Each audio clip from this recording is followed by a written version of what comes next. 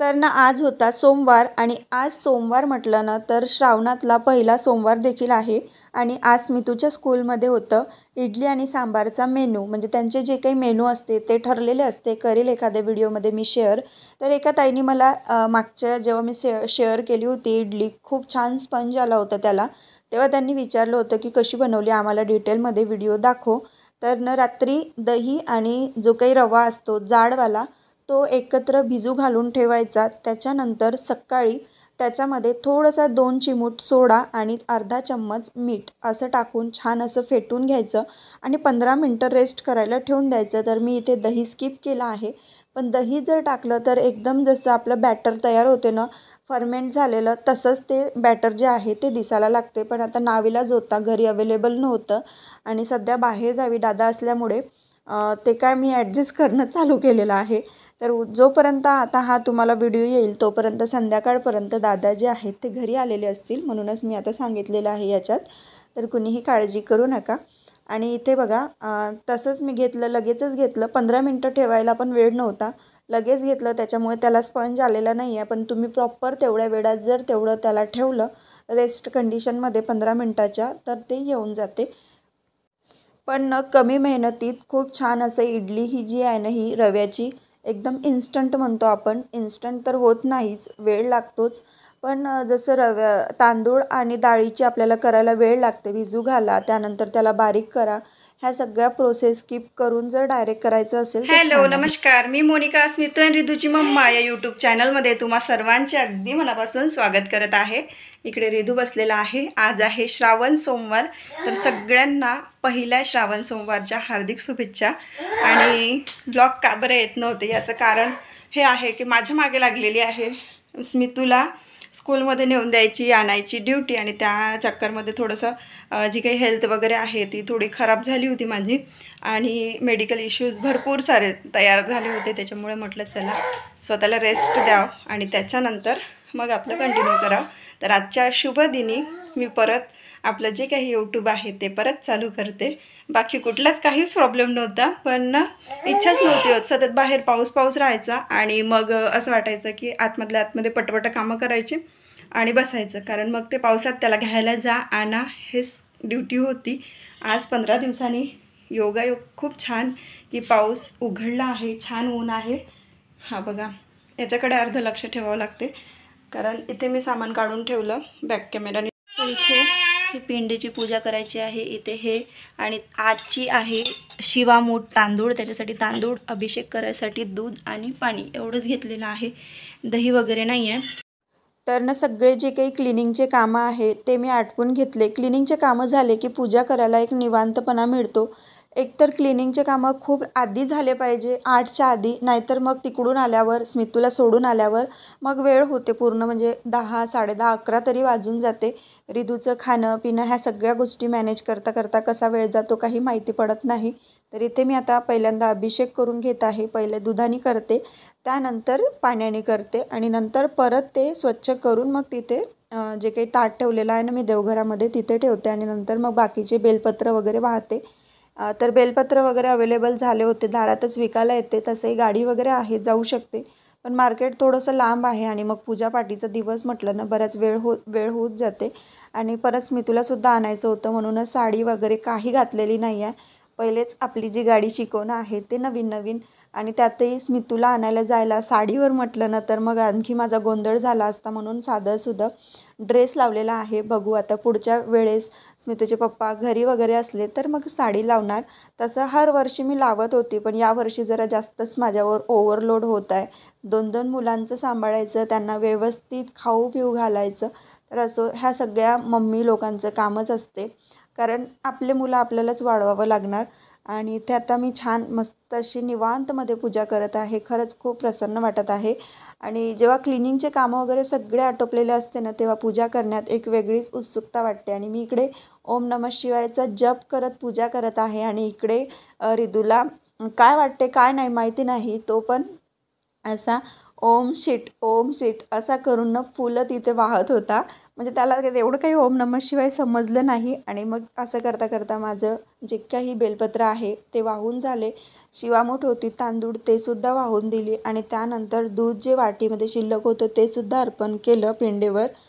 आणि अशा प्रकारे जी काही साधीसुधी पूजा आहे ती माझी संपन्न झाली. कुठे चुकलं असेल तर नक्की कमेंट करून सांगा. किंवा पूजा झाली पण आता आरती व्हायची बाकी आहे. आरती करते. पहिले मी याला मोबाईल देते कारण याला मोबाईल देणं गरजेचं आहे सध्या तरी. गरजेचं म्हणजे तसं गरजेचं नाही, आपण शांत राहण्यासाठी थोडा वेळ द्यावंच लागते. बघा असं मम्मी मम्मी सुरू असते. स्मितूला घेऊन आली आणि सकाळी ना गडबडीत पूजा होती त्याच्यामुळे तुम्हाला काही शेअर केलं नाही मी इडली कशी झाली काय झाली तर ना आता इडली तुम्हाला दाखवते मी. हे बघा अशी मस्त मऊसूत झाली. फक्त जेव्हा आपण बॅटर भिजवतो ना रवा तेव्हा त्याच्यामध्ये ना. तर इथे ना ताई तुम्हाला इडली दाखवत आहे मी. एका ताईने रिक्वेस्ट केली होती की ताई तुम्ही कशी बनवली, आम्हाला फुल रेसिपी बघायला आवडेल.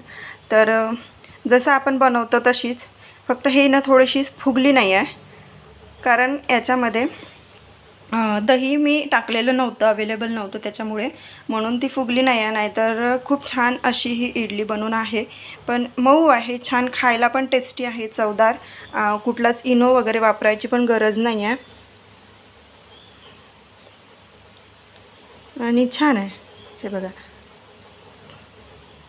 दिसायला एकदम हेच आहे, रवाळच आहे आतमधून पूर्ण अशी जशी आपली तांदळाची वगैरे बनते. पण आता जास्त नाही तोडत मी कारण मुलांना कसं असते मग खायला नाही पाहिजे त्यांना, आणि आपला आहे उपास कारण श्रावणचा सोमवार त्याच्यामुळे मग तुटलेलं त्यांना असं वाटतं की उष्ट आहे. म्हणून मग आता आहे त्या एवढ्या देते मी तुला. आणि बस आज इडली सांबारचाच बेत होता मितूसाठी, स्पंदनसाठी म्हणजेच आपल्या रिधूसाठी. खूप लोकांना कन्फ्युजन असेल की स्पंदन कोण आणि रिधू कोण, तर रिधूच स्पंदन आहे आपला. तर चला आता मी तुला देते आणि आता साबुदाणा बनवते. भिजू घातलेला आहे, 3 वाजत आले, आता खायची तरी इच्छा नाही. साबुदाणा बनवला, खाल्ला आणि त्यानंतरनं मी जे काही आहे ते प्रिव्हियस व्लॉग्स तुम्हाला इथे क्लिपात जोडून शेअर करत आहे. कारण इथे बघा तुम्ही दाखवत आहे मी तुम्हाला प्रूफसहित, कारण व्लॉग्स का बरं नव्हते आले. बऱ्याचशा लोकांना प्रश्न पडलेले असेल, खूप साऱ्या ताईंनी मिस केला आणि त्यांनी कमेंटसुद्धा केला की ताई तुम्ही व्हिडिओ टाकत का नाही, मी तुमच्या व्हिडिओची वाट पाहते. कामं करताना खूप एनर्जेटिक वाटते व्हिडिओ तुमचे बघून. तर खरंच खूप सॉरी म्हणते तुम्हाला, कारण माझी ही हेल्थ तेवढीच खूप गरजेची होती आणि त्यातल्या त्यात पावसामुळे ना आणखीनच ते वेगळंच व्हायला लागलेलं होतं, चक्कर वगैरे येणं किंवा. तर ना आज रिधू थोडा लवकर उठला होता आणि स्मितूला नेऊन द्यायची वेळसुद्धा झाली होती, पण थोडा वेळ जास्त शिल्लक होता त्याच्यामुळे रिधूचं पण मी इथे आटपून घेत आहे. तर इथे दूध आणि बिस्किट त्याला देत आहे. तर असं पूर्ण त्याला मॅश करत नाही, थोडंसं टाकते आणि ते मग ॲटोमॅटिक विरघळते कारण दूध कोमट असते. फ्लावर आणि आलूची भाजी बनवलेली होती आणि स्मितूला सोडून आल्यानंतर घरचा पसारा पाहून असं डोकं चक्कर आल्यासारखं होते.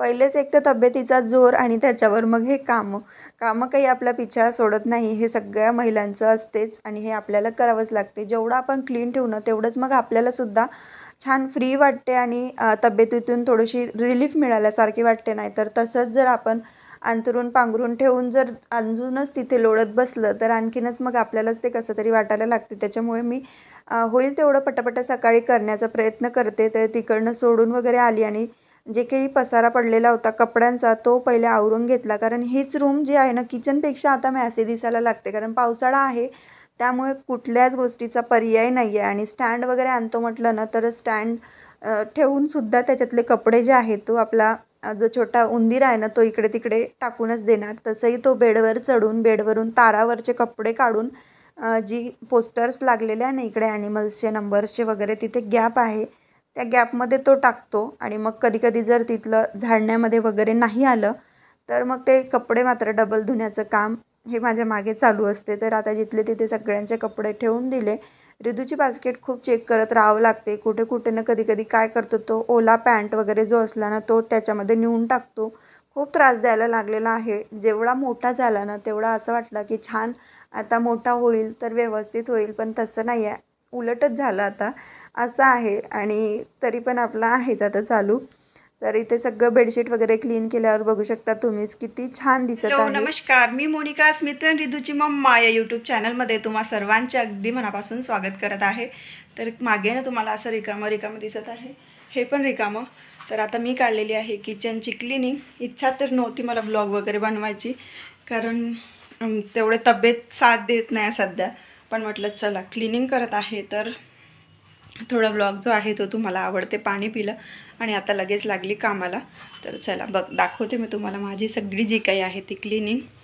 तर हा जो व्लॉग आहे तो प्रिव्हियस आहे, श्रावण लागायच्या आधीचा, म्हणजे आता जवळजवळ शनिवारचा व्लॉग आहे. शनिवारी मी क्लिनिंग काढली कारण काल होता रविवार, काल दीप अमावस्या होती म्हणजे दीपपूजा.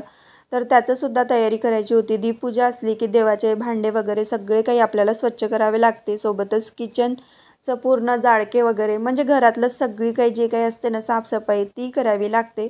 तर आता इथे मी सगळा पसारा काढला आणि मग पावसाचा खूप गोंधळ झाला, त्याच्यामुळे ना मी व्लॉग काही कंटिन्यू केला नाही ताईंनो.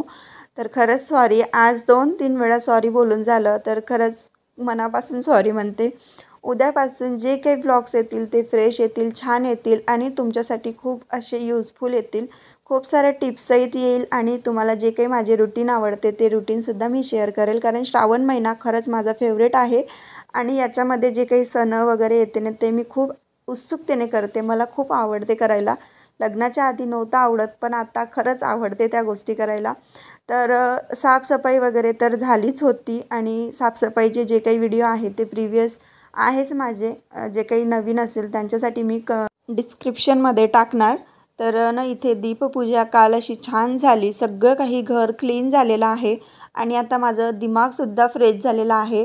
तर आता मी नव्याने परत सुरुवात करेल. कसा वाटला आजचा व्लॉग कमेंट करून नक्की सांगा. व्हिडिओ जर आवडला असेल तर व्हिडिओला लाईक करा, शेअर करा आणि चॅनलवर नवीन असाल तर नक्की